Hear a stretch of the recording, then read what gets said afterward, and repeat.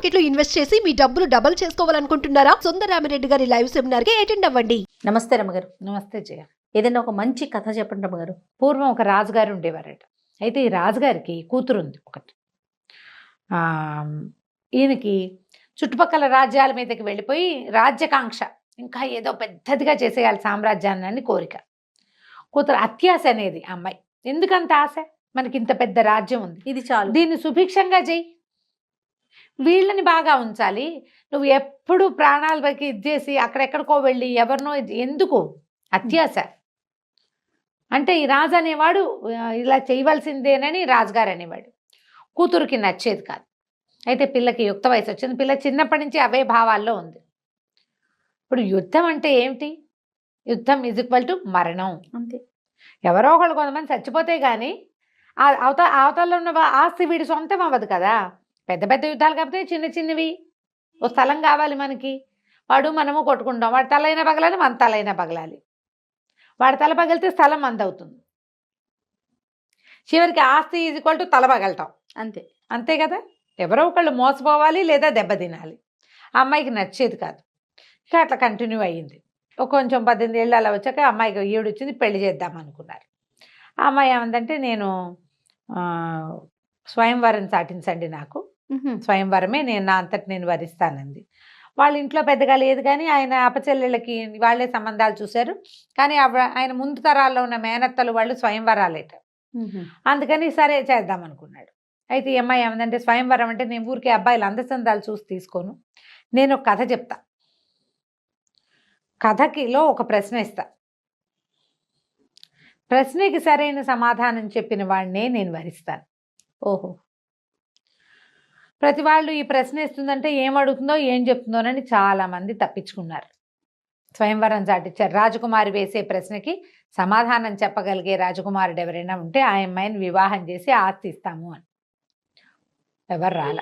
కొంతకాలానికి పొరుగు దేశంలో ఉన్న ఒక రాజకుమారుడు, సమరసింహుడో ఏదో, ఈ అమ్మాయి లావణ్యవతి, ఆయన సమరసింహుడు వచ్చాడు.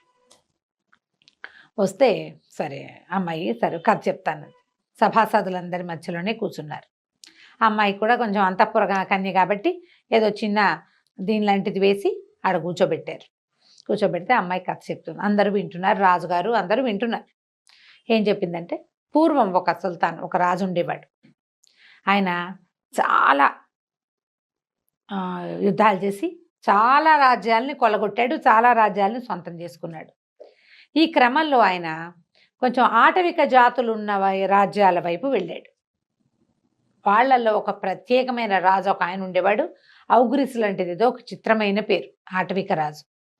అతను వీళ్ళకి లొంగల. ఇప్పుడు కొన్ని రాజ్యాలు జయించేసరికల్లా వాటికి దగ్గరలో ఉన్న రాజ్యాల వాళ్ళకి ఈ గోలంతా ఎందుకు, లొంగేమో అని చెప్పేస్తే సరిపోతుందని వాళ్ళంతటి వాళ్ళు దిగిపోతారు. గొడవకి దిక్కండానే మీ తాలూకు గొప్పతనాన్ని మేము ఒప్పుకుంటున్నాము అని. అలా ఒప్పేసుకున్న వాళ్ళు కొంతమంది ఉన్నారు. ఇతను ఈ ఆటవిక జాతికి చెందిన రాజు మాత్రం ఒప్పుకోలేదు. ఒప్పుకోకపోతే చాలా యుద్ధం చేశారు. వాళ్ళకి ఏంటంటే, చాటు నుంచి, అడవుల చాటు నుంచి విషపు బాణాలు వేయటం వాళ్ళ పంధ. ఈ రాజు ఏం చేశాడు, ఈ రాజుగారు రాజ్యకాంక్ష ఉన్న రాజు ఉన్నాడు కదా, ఈయన ఏం చేశాడు, మొదట మన కథకు అసలు చెప్పుకున్న హీరో, అడవులు నరికేద్దాం, అడవి ఖాళీ చేసుకుంటూ వెళ్దాం, వాళ్ళకి దాక్కునేందుకు ప్లేస్ లేదు. ఇప్పుడు ఓ మాటు నుంచి ఒక పొల్ల వేయాలంటే వాడికి మాటు చాటు ఉండాలి కదా, దాన్ని లేకుండా చేద్దామని తామున్న దగ్గర నుంచి అడవి కొట్టుకుంటూ వచ్చేసారు. అడవి మొత్తం ఖాళీ అయిపోయింది, బంజరు బయలు వాళ్ళ ఇళ్ల దాకా వెళ్ళిపోయింది. వీళ్ళు యుద్ధం చేయాలి, అడవి నరికేయటమే వీళ్ళ పని. దాంతో ఆ బంజరులో వాళ్ళు యుద్ధం చేయలేకపోయారు. వాళ్ళకి చాటు నుంచి యుద్ధం చేసే ఆటవిక జాతి పద్ధతి అదే. సింహాల్ని పుల్లుల్ని కూడా కొట్టేస్తారు వాళ్ళు. లేళ్లను వేటాడటం వాళ్ళ అలవాటు కదా. వేట ఎప్పుడు చేయగలుగుతారు? బాహుబాహవి సినిమాల్లో లాగా యుద్ధాలు చేయరు వేటల్లో. వేట అంటే ఏమిటి, దూరం చూడకుండా అవి మనల్ని చూడకుండా మాటున దాగి వేయటమే వేట. సినిమాల్లో లాగా ఎప్పుడూ జరగదు. సినిమా కోసం చేస్తారు.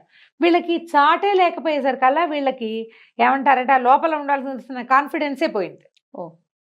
పాపం దొరికేశారు, బాగా ఇదైపోయారు. ఔగ్రిస్ కూడా పడిపోయాడు. పడిపోయేసరికల్లా సరే ఏమైంది, సాయంకాలం అయింది. చాలా కష్టపడ్డారు వీళ్ళు కూడా. మొదటి రాజు కూడా చాలా కష్టపడ్డాడు యుద్ధానికి, అయినా కానీ మొత్తానికి గెలిచారు. అయితే సాయంకాలం చీకటి పడే వేళకి ఆయన ఎంతమంది చనిపోయారు, మన వాళ్ళు ఎంత, మా వాళ్ళు ఎంత అని వెతకడానికి బయలుదేరారు. ఈయన కొంత సైనికులు, తర్వాత ఏమో సైన్యాధిపతి, ఆయనకు సలహాదారులు ఇద్దరు సాదా బట్టల్లో వెళ్తుంటే శవాల మధ్యలో ఒక భయంకరమైన నల్లటి ఆకారం ఎత్తుగా ఉన్నవాడు ఒకడు ఉన్నాడు. వాడు శవాల మధ్యలో తిరుగుతుంటే ఏంటి వీడెవడు, ఎక్కడి నుంచి వచ్చాడు, ఏంటి వీళ్ళేం చేశారు, యుద్ధం అయిపోయింది కదా, బాణాలు బీణాలు కత్తుల్లో కటార్లు ఏదో సాదా గుడ్డల్లో వచ్చారు వీళ్ళు. మామూలుగా యుద్ధము ఎవరినైనా ఎదుర్కోవాలంటే ఒక కత్తి డాలు ఒక కవచము కావాలి కదా. కొంచెం తెల్లబోయారు, భయపడ్డారు కూడా.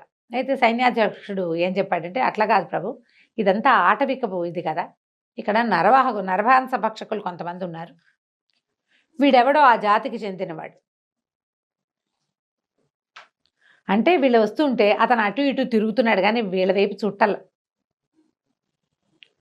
చూడలే. అయితే రాజుకి అతన్ని మాట్లాడాలనిపించింది. అతనితో దగ్గరికి వెళ్ళి ఎవడెవరా నువ్వు అన్నాడు. మాంసం కోసం చూస్తున్నా అని చెప్పాడు. నువ్వు నరమాంస భక్షకుడికి అయితే ఇన్ని శవాలుంటే ఏదో ఒకటి పుచ్చుపోక ఇక్కడే తిరుగుతున్నావు ఎందుకురా అన్నాడు. అంటే వాడు సమాధానం చెప్పాడు, అంటే ఎవరో చాలా మందిని తినడానికి చంపి పడేసుకున్నారు, మరి వాళ్ళలో బతుకున్న వాడిని ఎవరినైనా కదా నేను చంపగలిగేది, వెతుకుతున్నాను అన్నాడు. అనేసరికి రాజు గర్వంగా అనేవాడు, వీళ్ళందరినీ చంపింది నేనే అన్నాడు. ఇందరిని ఏం చేసుకుంటావు నువ్వు, ఒకడుంటే చాలదా నెల రోజులకి అని అడిగాడు. ఒక్కడిని నెల రోజులు తింటే సరిపోతుంది, ఇంతమందిని ఏం తింటావురా, నువ్వు చూస్తే ఒక్కలు ముక్కలుగా ఉన్నావు. బక్కటివాడు రాజు సామాన్యంగా ఉంటాడు, వాడేమో అమ్మశక్తి ఉన్నట్టున్నాడు, వాడికి ఒక మనిషిని నెల రోజులు సరిపోతాడు. అనేసరికల్లా రాజు అన్నాడు, నేను రాజ్యం పెంచుకోవడానికి చాలా ప్రయత్నం చేశానంటే పక్కపక్క నవ్వాడు నరమాంస భక్షకుడు. నవ్వి వెళ్ళిపోయాడు, ఒక్క శవాన్ని కూడా తీసుకెళ్ళాల, నడిచిపోయాడు. వాడు నడుస్తుంటే భూమి అదిరిపోతోంది, వీళ్ళు 10 మందికి భయం గొల్పించేంత ఉన్నాడు వాడు, ఒక్క శవాన్ని కూడా తీసుకోలే. ఓకే, నడిచి వెళ్ళిపోయాడు. ఈ అమ్మాయి అడిగింది రాజకుమార్తె, ఇట్లా వెళ్ళిపోయాడు ఎందుకు నవ్వాడు నరమాంస భక్షకుడు? సభలో పిన్ డ్రాప్ సైలెన్స్ అయిపోయింది.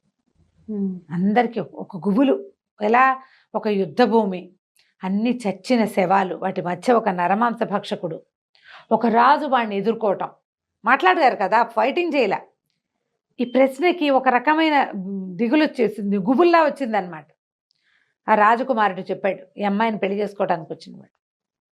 సహజమే కదా, నరమాంస భక్షకుడైనా వాడు ఆకలిస్తే ఒక్క ప్రాణిని చంపుతాడు. రాజు యొక్క ఈ అతి ఆకలి చూసి వాడికి నవ్వొచ్చింది. కరెక్ట్. ఇంతమందిని పొట్టను పెట్టుకుని ఏం చేస్తావు, తినడానికి కూడా పనికొచ్చేది కాదు కదా ఇది. అందుకని నవ్వాడు.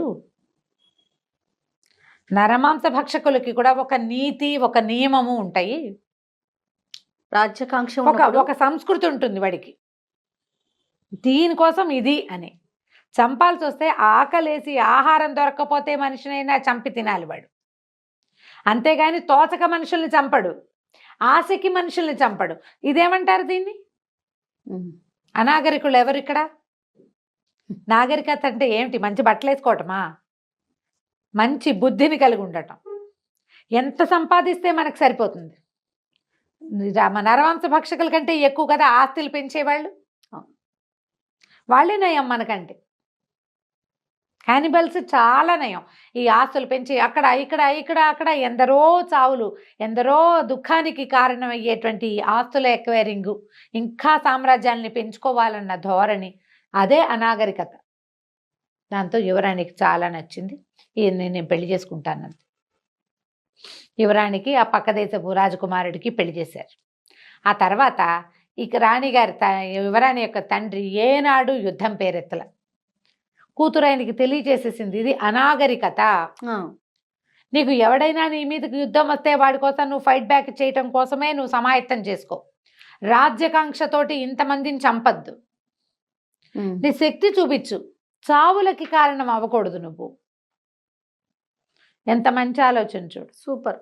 కథ కంచికి మనం ఇంటికి. చాలా బాగుంది రమ్మగారు, సూపర్. నమస్తే. నమస్తే.